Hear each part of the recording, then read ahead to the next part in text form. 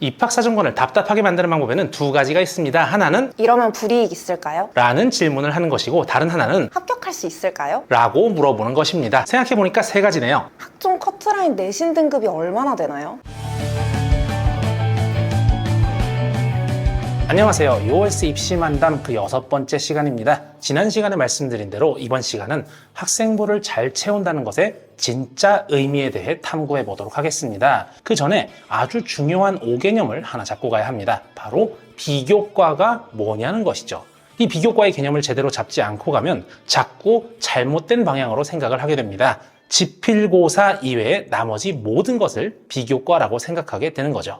중간고사, 기말고사만 교과고 세부능력 및 특기사항 그리고 창의적 체험활동 모두를 비교과라고 묶는 사고방식은 위험합니다. 마치 세특을 수업 이외에 다른 무언가를 통해서 채워와야 할 것 같은 그런 느낌을 주게 되거든요. 정말 강하게 말씀드립니다. 현행 학종에서 비교과란 표현은 적절한 표현이 아닙니다. 고3까지는 204단위 중 180단위가, 고3은 192학점 중 174학점이 교과죠. 단순 비율로만 쳐도 약 91%가 교과, 즉 수업입니다. 이렇게 인식을 해야 세부능력 및 특기사항이 수업과 상관없는 무언가가 아니라고 인식하게 됩니다. 지난 시간에 말씀드린 것처럼 세특을 머릿속에서 비교과라고 인식하고 있기 때문에 수업과 상관없는 무언가로 보게 되죠.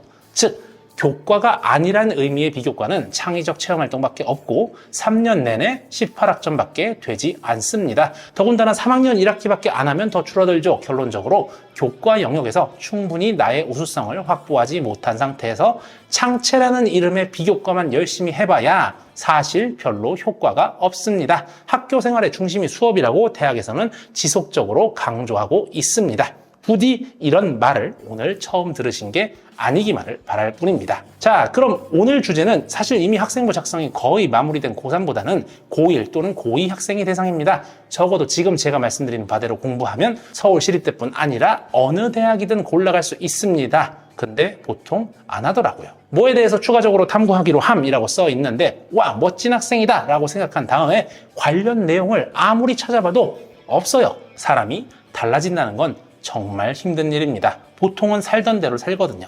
하지만 그럼에도 불구하고 극소수의 어떤 학생들은 피나는 노력으로 달라져서 본인의 우수성을 증명해내곤 합니다. 이 영상을 보시는 분들이 꼭 진짜 최선을 다한 것, 진짜 노력했다는 것의 의미를 앞으로 삶의 자양분으로 삼을 수 있길 기원하겠습니다. 인터넷에서 이런 짤을 봤습니다. 보고 피식 웃었는데 2009 개정교육과정 시절 짤로 보입니다. 현행 2015 개정교육과정에서 베르누이 법칙이 물리학에서 삭제되었지만 실제로 유체에 대해 관심을 가지는 학생들은 나름대로 뻗어나가서 탐구를 하기도 합니다.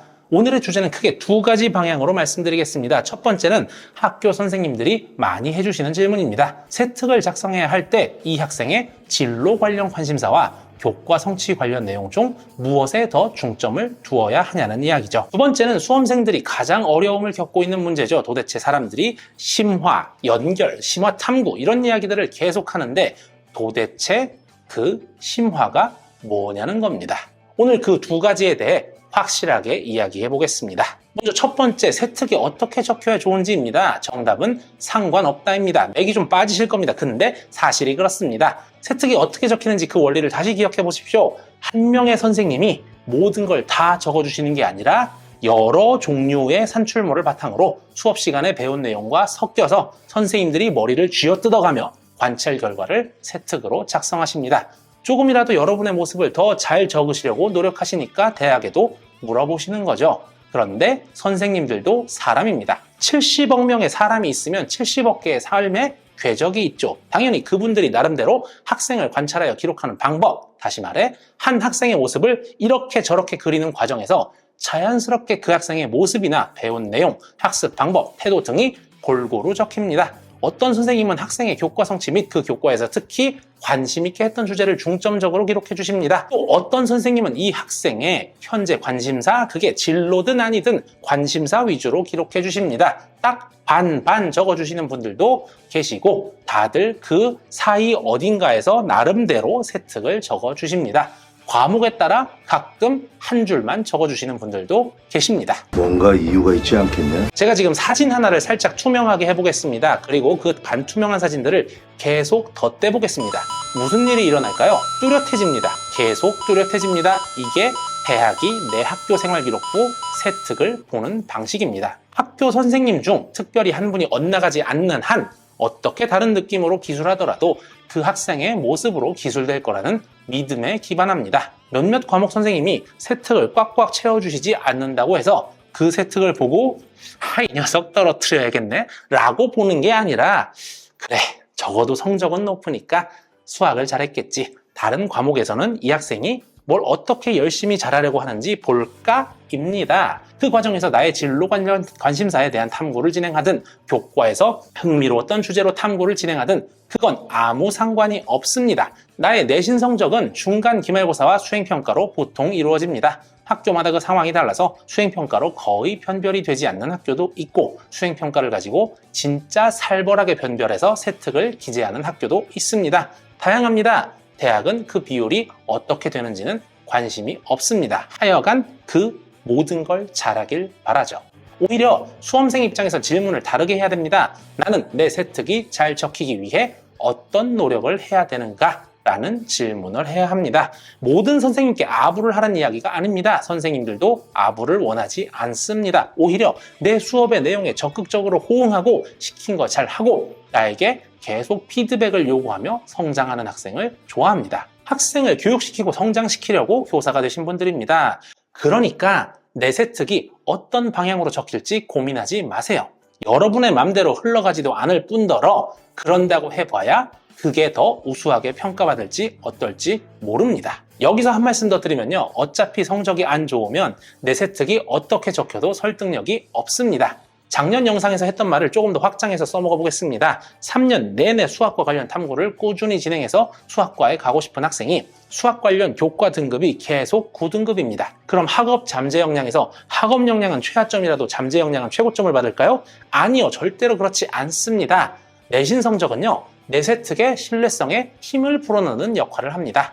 무조건 모든 걸 다 잘하라는 이야기는 아니지만 적어도 우리가 원하는 정도의 학업 성취는 이뤄야 텍스트로 적힌 서술의 신뢰성이 더 증가합니다. 정량 지표라는 근거가 없는 상황에서 쓰인 정성 지표는 그냥 무지성으로 차은우보다 이석준이 더 잘생겼어 라고 하는 거랑 똑같습니다. 돌맞을 소리죠. 저희 어머니조차도 차마 그런 소리는 못 하실 겁니다. 어디가에 공개된 그리고 입학처 홈페이지에 공개된 교과 성적은 그런 의미에서 파악하시라고 드리는 지표입니다. 커트라인이 아닙니다. 아직도 학종에 커트라인이 있냐고 묻는 분 이젠 없겠죠? 자, 그럼 이제 두 번째입니다. 도대체 심화가 뭘까요? 베르노이 정리에 대해서 탐구하면 고등학생 수준이고 나비의 스톡스 방정식에 대해 탐구하면 대학생 수준일까요? 책을 읽고 탐구하면 고등학생 수준이고 논문을 읽고 탐구하면 대학생 수준일까요? 여기서 확실히 정리해드리겠습니다. 특히 서울시립대학교 모집단위별 인재상에는 창의적이란 말이 많이 나옵니다. 제가 하나같이 박람회 등에서 상담하는 학생들에게 물어보면 뭔가 남들이 하지 않는 걸 해야 한다는 압박에 시달려요. 뭔지 아시죠? 공부를 해야 한다고 생각은 하는데 무서워만 하고 안 합니다. 계속 무서워만 합니다. 그런데 말이죠. 그게 심화든 창의성이든 여러분은 고등학생입니다.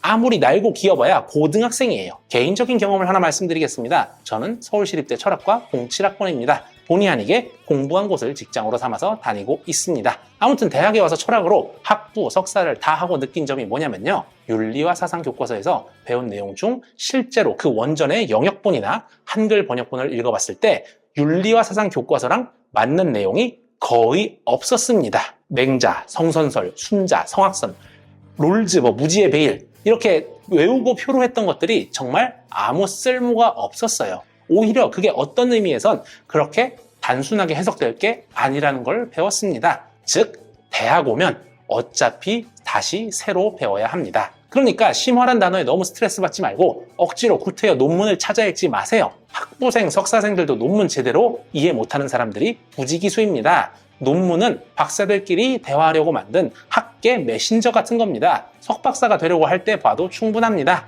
그리고 어떤 남들이 하지 않은 다른 생각을 억지로 해내려고 노력할 필요도 없습니다. 제가 지금 말씀드리는 것만 잘 실천해보세요. 모든 과목에서요.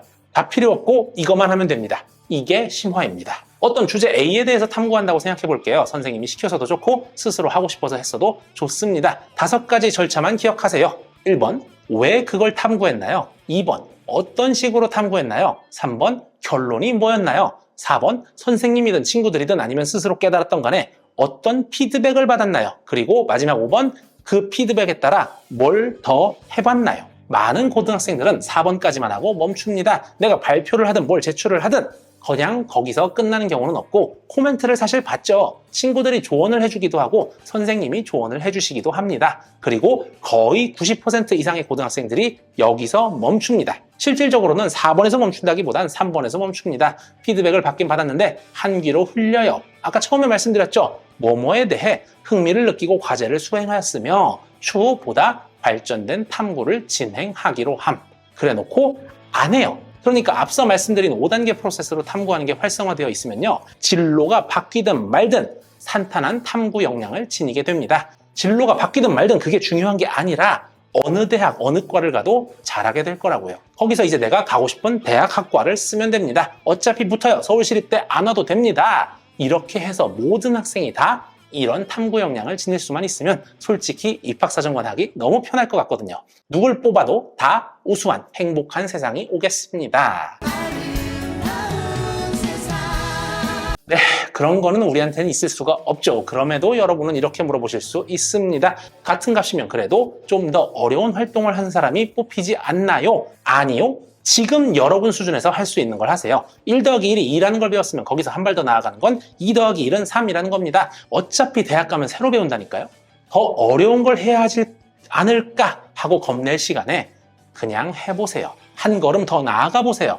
이미 주변 친구들이나 학교 선생님이 혹은 자기 자신이 스스로 피드백을 줬어요. 억지로 쥐어짜지 않아도 내가 추가적으로 탐구할 수 있는 길은 많습니다. 남들이 이미 내놓은 솔루션이어도 나에게는 새로운 것일 수 있고 내 친구들에게는 새로운 접근법일 수 있습니다. 유튜브, 인터넷, GPT, 책, 지인 찬스, 선생님한테 힌트 달라기 하기 등등 수단 방법을 가리지 마세요. 내가 했다는 게 중요합니다. 그렇게 한 과목 어떤 수업에서 한 걸음 나아가 보면 또 다른 수업에서 다른 주제로 한 걸음 나아가다 보면 자연스럽게 한 학기가 끝나고 두 학기가 끝나고 내 탐구의 흐름이 방향성을 띠게 됩니다. 왜냐고요? 뭐든 깊게 파고자 하면 넓어지고 넓게 파고자 하면 깊어지고 세상 많은 지식은 유기적으로 연결되어 있거든요. 지금 제가 말씀드린 태도를 가지고 당장 이제 1학년 2학기, 2학년 2학기를 보내보세요. 그리고 나서 학년을 마친 후 내 학년 학생부가 나왔을 때 천천히 읽어보세요. 여러 형태의 피드백에 따라 무언가를 더 하려고 하면 필연적으로 나는 발버둥을 칠 수밖에 없고 그 과정에서 선생님의 도움을 받을 수밖에 없습니다. 당연히 그것과 연관된 주제가 수업 시간에 뭔가 하나라도 포착되면 질문 하나라도 더 하게 되고 그 과정에서 선생님과 신뢰관계, 상호 도움을 주는 관계로 발전하게 됩니다. 제가 알려드린 절차대로 3학년 1학기까지 했다면 여러분은 적어도 학종으로 1학년 1학기, 2학년 1학기에 했던 대학보다 훨씬 더 선택지가 넓어졌을 겁니다. 스스로 이런 탐구가 가능한 학생들을 싫어하는 대학은 없거든요. 바로 이게 학생부를 잘 채우는 길입니다. 그냥 주어진 상황에 끌려다니는 게 아니라 피드백에 따라 내 스스로 한 걸음 더 나아가는 겁니다. 2학년은 아마 더 공감이 되실 겁니다. 내가 1학년 1학기, 1학년 2학기에 활동이랍시고 했던 그것, 그때 당시는 진짜 죽을 똥살똥 했는데 막상 돌이켜보면 완벽하지 않을걸요? 서울시립대 단골 면접 질문 하나가 이겁니다. 1학년 땐 이러해서 이렇게 했다고 했는데 혹시 지금도 그렇게 생각하냐고 물어봅니다. 왜? 내가 더 배우고 더 생각하고 더 쌓았으니까요. 그러니까 사실 뭘 해야 될지 모르겠다고 답답해할 필요가 없어요. 선생님이 시켜서 뭘 했어도 그 결과물이 좀 마음에 안 들면 그것과 관련해서 한 걸음 더 나아가면 됩니다. 그리고 그 모습이 여러 과목, 여러 선생님께 관찰될수록 여러분의 학생부는 잘생겨집니다. 억지로 3년 내내 무슨 진로 하겠다고 붙잡고 있을 필요도 없어요. 이렇게 하면서 자연스럽게 제일 재밌는 거, 내가 더 대학 가서 해보고 싶은 걸 3학년 때 특히 집중적으로 하고 그 학과에 지원하면 됩니다. 물론 성적은 당연히 챙겨야죠. 활동 챙기다가 성적 망하면 안 되니까 밸런스를 잘 맞춰야 됩니다. 그런데 적어도 거기서 비교과라는 이름으로 성적과 세특을 구분짓진 말았으면 좋겠습니다. 성적과 세특을 합쳐서 교과이고 수업입니다. 대학에서 그렇게 본다니까요. 마치기 전 마지막 꿀팁 하나 더 드리겠습니다. 어쨌든 대한민국 대학은 크게 인문계열학과와 자연계열학과로 나뉘어져 있습니다. 인문계열학과는 내가 탐구하고 내린 결론, 피드백에 따라 내가 내린 내 생각이 무엇인지, 왜 그런 생각을 했는지가 중요합니다. 자연계열학과는요, 실험이든 제작이든 직접 해보고 직접 틀린 걸 어떻게 수정했냐입니다. 왜냐고요? 공학의 역사는 실패의 역사입니다. 실제로 해보고 이렇게 하면 안 되는구나가 모이고 또 모여서 그게 아닌 다른 방식으로 하니까 되네? 그 되네가 모여서 여러분들 교과서에 실린 겁니다. OS 입시 만담 그 6번째 시간은 학생부를 잘 채운다는 것의 진짜 의미에 대해 탐구해 보았습니다. 시청해 주셔서 감사합니다.